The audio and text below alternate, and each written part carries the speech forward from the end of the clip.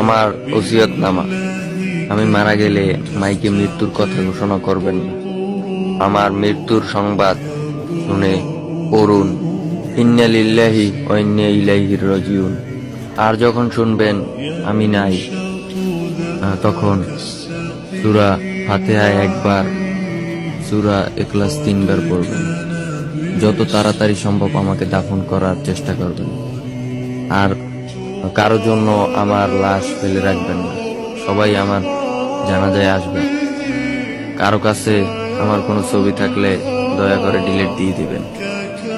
আর কারোর সাথে কোনো অন্যায় করে থাকলে ক্ষমা করে দিবেন।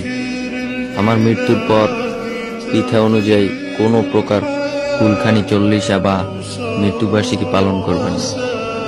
ঋণ থাকলে পরিশোধ ও আমার জন্য বেশি বেশি দান সদ্গা করবেন। আমার জন্য কেউ যেন উচ্চ আওয়াজে না কাঁদে।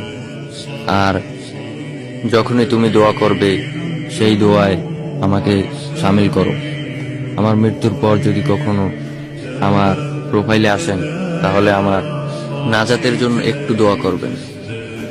অতঃপর আইডিতে ব্লক দিবেন। লাস্ট একটা মেসেজ দিবেন, আসসালামু আলাইকুম।